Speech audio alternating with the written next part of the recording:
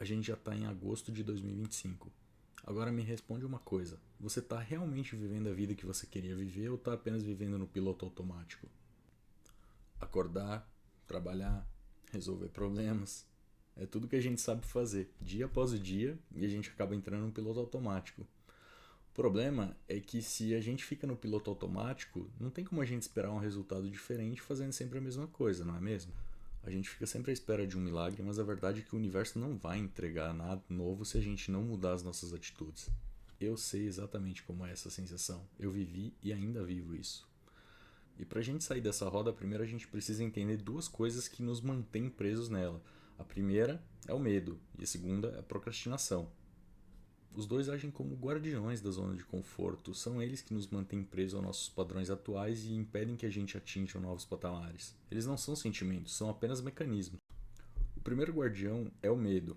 O medo não é um defeito de caráter, ele é um mecanismo de sobrevivência. No nosso cérebro nós temos a amígdala. Ela é como se fosse um alarme de incêndio. Ela foi programada há milênios para nos proteger de ameaças reais, tais como um predador, um incêndio, desde a época das cavernas.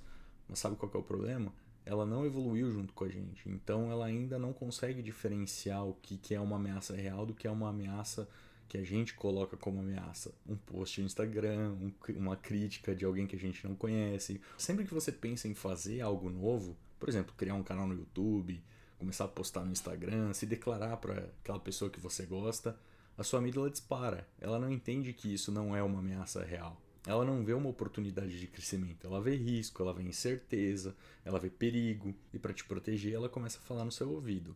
Algumas das coisas que ela começa a falar, por exemplo, o medo do fracasso. Ah, você não é bom o suficiente. Será que você tem capacidade para isso? Não, deixa, o seu vizinho, o seu concorrente é bem melhor, deixa que ele faz. Vai dar tudo errado, vão dar risada de você. É a tal da vergonha da humilhação. Tem o medo do julgamento também, que é aquele medo de, o que que minha família vai falar? O que que meus amigos vão falar? Eu sei que tem muita gente que já começou algum projeto novo, foi falar para os amigos todo empolgado e os amigos jogam um balde de água fria. Acham que é besteira, deixa pra lá, vai virar influencerzinho, vai virar famosinho.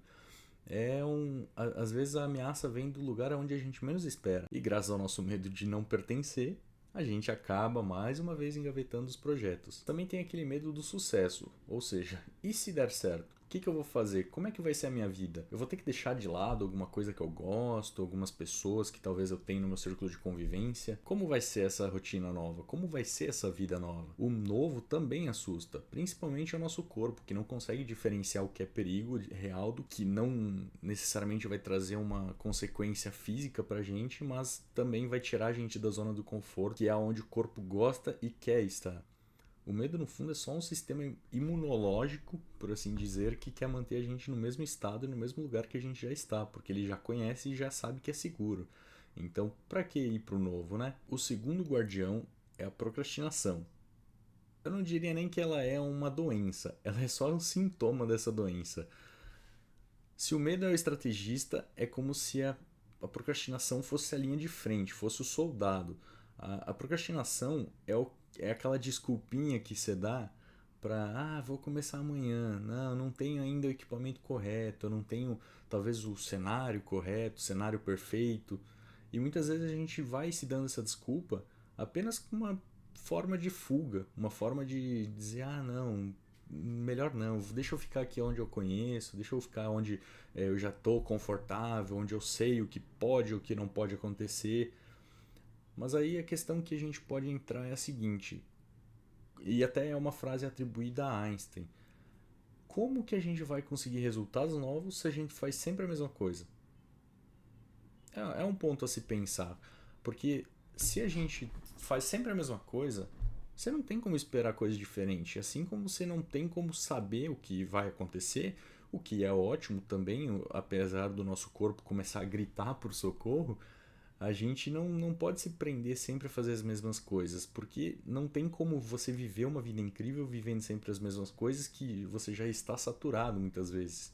Aquele trabalho que já não te pertence mais, as pessoas que estão no seu círculo de amizade que também já não te pertencem mais, que você fica com elas apenas por comodidade ou Às vezes, é o círculo de amizade que eu cresci, é o círculo de amizade que que eu fui introduzido quando era talvez um jovem e tá até hoje, sendo que os interesses mudaram, os gostos mudaram.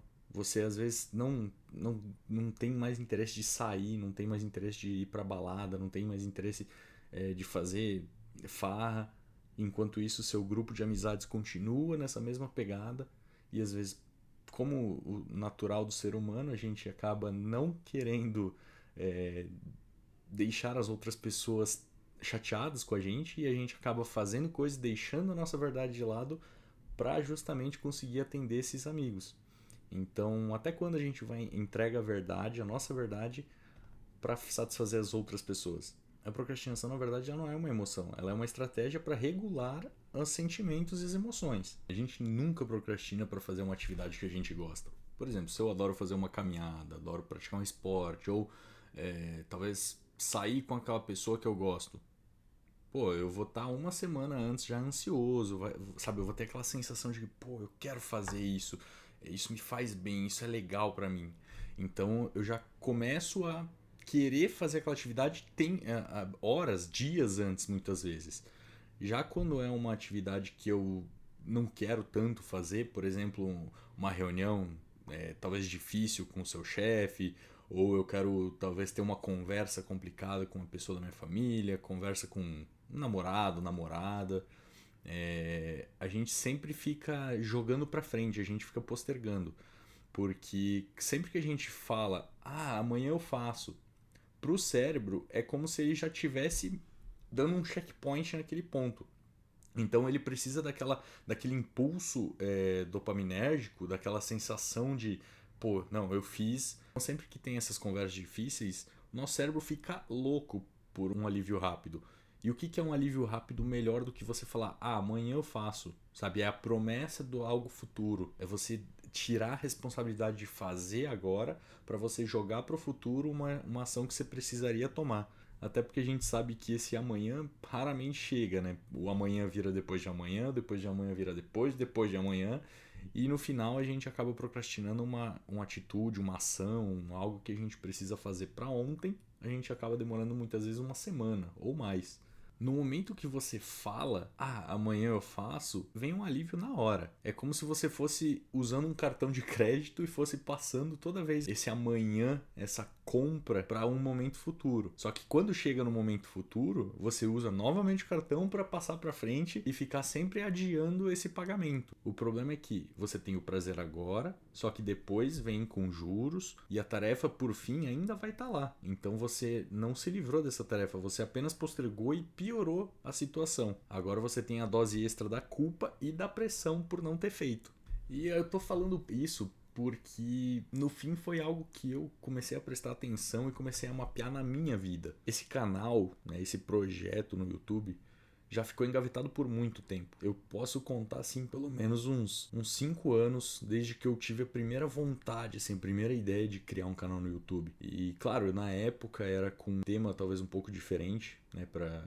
Vocês não vão saber, mas eu trabalho com tecnologia há mais de 10 anos e a espiritualidade entrou na minha vida mais fortemente de 2 a 3 anos pra cá. A partir do momento que eu comecei a estudar a espiritualidade, eu fui introduzido nesse mundo, muita coisa mudou. Muita coisa se apresentou. Realmente conheci o que é autoconhecimento e entendi algumas coisas sobre a minha vida e sobre mim que eu achava que a minha vida era perfeita, que tava tudo lindo, sabe? Não tinha nada pra resolver, não tinha nada pra aprender, pra entender. Tinha uma carreira boa, uma estabilidade, tinha uma remuneração legal. Só que na verdade, quando a gente tira esse véu, muita coisa vai caindo por terra. Então, esses 10 anos me trouxeram muitos ensinamentos, me trouxeram muitas conquistas também, me trouxeram desafios, mas foi um momento de muito crescimento na minha vida. Eu comecei a trabalhar com aproximadamente 17 para 18 anos. E agora já estou, né, perto de fazer meus 30 e eu percebi que não dava para adiar mais, sabe? Há mais de um ano já eu sofria esse incômodo, essa angústia interna de mudar, de começar algo novo, de começar algo para mim, botar para fora tudo isso que eu tenho aprendido, que eu tenho incorporado na minha vida, porque eu sei da mudança que isso fez pra mim e das vantagens que isso me trouxe. Apesar das dificuldades também, que eu já vou entrar nesse ponto, mas é uma mudança que tem que ser feita. Para quem sente um chamado, para quem sente que há algo a mais, é uma mudança inevitável. Quanto mais a gente posterga, quanto mais a gente empurra para frente, pior é. A gente vai sendo literalmente massacrado pela espiritualidade até a gente aceitar que esse é o nosso caminho. O medo do julgamento, né, quando a gente entra nessa questão, ele começa a vir no formato de aquela voz interna que fica falando, tá, mas e quem é você pra falar isso? O que você sabe pra querer falar alguma coisa, pra querer se posicionar? Mas e se ninguém assistir, sabe? E se não tocar outras pessoas? Porque eu acredito que é muito mais do que o canal, do que a parte física, é justamente essa questão da mensagem, de conseguir passar a mensagem que eventualmente, né, outrora foi passada pra mim, passar pra frente, tocar mais pessoas e talvez aonde eu passei as minhas dificuldades pra elas terem um caminho mais fácil, sabe? Ter um caminho que já foi trilhado por outra pessoa, porque apesar de talvez parecer pouco tempo, né, 2 a 3 anos assim, mais a fundo estudando espiritualidade, foi muita coisa vivida nesse período e eu acredito que tem muita coisa a agregar. E a procrastinação, ela sempre vinha, essa procrastinação de falar sobre isso, ela sempre vinha com a desculpa perfeita de não tenho o lugar perfeito ainda, pô, não tenho os equipamentos, talvez, embora eu já tivesse muita coisa. Então a verdade que eu quero falar é que ninguém vai vir salvar a gente. Ninguém. Não existe um guru, não existe, sabe, aquela pessoa que vai resolver todos os nossos problemas, que vai vir salvar. Não há ninguém que a gente consiga colocar essa responsabilidade. Essa responsabilidade é única e exclusivamente nossa. E isso não é, assim, pode parecer assustador para algumas pessoas, mas na verdade isso é a coisa mais libertadora do mundo. Porque quando a gente entende que a nossa felicidade, o nosso bem-estar, a nossa forma de ver o mundo e de agir depende única e exclusivamente da gente, isso transforma a vida, sabe? A gente começa a enxergar o mundo por um outro viés, por uma outra visão. Então, a realidade é que a vida que a gente leva hoje depende basicamente da nossa vibração. Ou seja, se a gente vibra sempre nos pensamentos de escassez, o universo também vai jogar para amanhã a sua realização do sonho. Ele também vai jogar para amanhã aquela pessoa, talvez, que você vai conhecer, que vai abrir uma porta gigantesca na sua vida.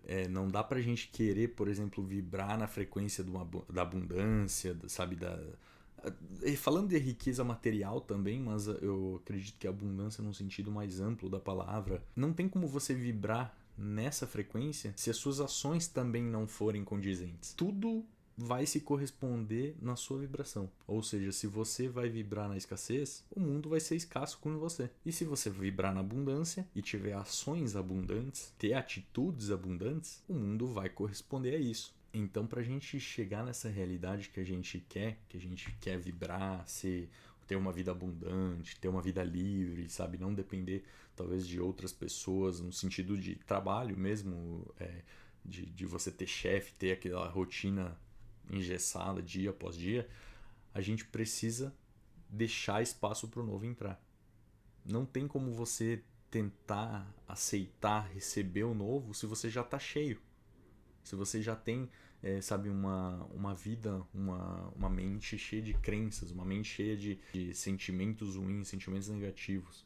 Você só pode deixar o novo entrar quando você faz um espaço para esse novo. Ou seja, você tem que olhar para dentro, tem que anotar, fazer uma autoanálise de o que está errado na minha vida, o que eu tenho que mudar para eu conseguir chegar nessa realidade que eu quero. Porque se tudo é correspondente à nossa vibração e basicamente eu tenho que ser antes de ter, o que eu vou ter que me desfazer que não faz parte mais dessa nova realidade? Então não é só receber coisa nova, eu também tenho que deixar coisas para trás. É um exercício diário, basicamente, de desapego, de você se desapegar de sensações ruins, de sentimentos ruins, se desapegar dessa negatividade para que você possa receber uma vida abundante. Então, em resumo, foi por isso que eu comecei esse projeto, esse canal. Eu quero trazer diversos conhecimentos focados na espiritualidade, autoconhecimento, mas também trazer alguma coisa mais prática, trazer uma comunicação mais leve e direta, sabe? Que permita que as pessoas vejam a transformação no dia a dia, através de pequenos rituais, pequenos, sabe, conhecimentos aplicáveis no dia a dia, para que a gente vá se transformando e formando uma egrégora aos poucos. Não é um local onde, por exemplo, eu terei todos os conhecimentos. Eu não sou guru, nada disso. Eu sou apenas um estudioso que também está passando pelo processo do despertar já há algum tempo e já obtive algumas experiências. E a meta do canal é basicamente essa: exportar esse conhecimento que eu já adquiri para outras pessoas e também aprender com vocês, porque eu tenho certeza que, assim como há muitas experiências que eu já tive, que eu já aprendi, outras pessoas também já viveram experiências diferentes e vão poder contribuir de forma diferente e no fim todo mundo vai crescer. Eu não tenho todas as respostas, mas eu estou me colocando à disposição para buscar junto com quem estiver aqui no canal. É um espaço para a gente explorar basicamente junto as ferramentas, sabe? Explorar as práticas, talvez atrelar até mesmo ciência à espiritualidade, né? Física quântica, questão do autoconhecimento, ferramentas que nos ajudem a dar esses próximos passos. Eu posso dizer que essa jornada é minha e sua, então é o meu compromisso de quebrar os meus padrões, as minhas crenças limitantes, assim como pode ser o compromisso de vocês de quebrar essas crenças limitantes e esses padrões que te impedem de viver uma vida abundante, que te impedem de conquistar tudo aquilo que você deseja conquistar, de conhecer talvez a pessoa que você quer conhecer. E você? Qual é o novo que você quer deixar entrar na sua vida em 2025? E para deixar entrar, quais são as coisas, por menores e talvez mais bestas que pareçam, que você precisa deixar de lado para que esse novo possa entrar na sua vida? E também eu recomendo que vocês utilizem a aba de comentários aqui embaixo para trocar ideias, trocar conhecimentos, dar sugestões de temas, né, para os próximos vídeos. Se comprometam, coloque qual que é o seu compromisso até o final de 2025 para mudar na sua vida. Não sei quando você vai estar assistindo esse vídeo, mas qual é o seu compromisso para transformar a sua vida? Será que já não está na hora de você dar início, dar um start nessa transformação? E vocês também podem usar a seção de comentários abaixo como um mural de intenções. Ou seja, coloque a data de hoje, o seu nome e quais são as suas intenções, quais são as suas metas que você quer realizar ainda em 2025.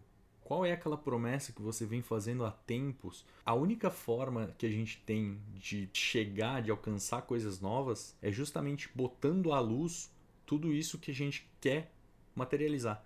Porque não tem como a gente chegar em algum lugar quando a gente não sabe exatamente o que a gente quer. Então, se você sentiu o chamado ou algo que eu falei aqui ressoou com o seu momento, fez sentido para você, eu vou pedir que você se inscreva no canal e compartilhe talvez esse vídeo com uma pessoa que você sente que precisa dessa mensagem, que já está adiando demais os seus planos, adiando a sua transformação, para que juntos a gente possa fazer essa transformação ainda em 2025. 2025 está sendo um ano muito propício para fazer esses encerramentos e, sabe, abrir espaço para o novo. Algumas coisas vão ter que ficar pelo caminho, pessoas, situações, atitudes. Então você tem que primariamente pensar como eu tenho que me comportar e pensar para que o eu do futuro que eu estou visualizando seja possível.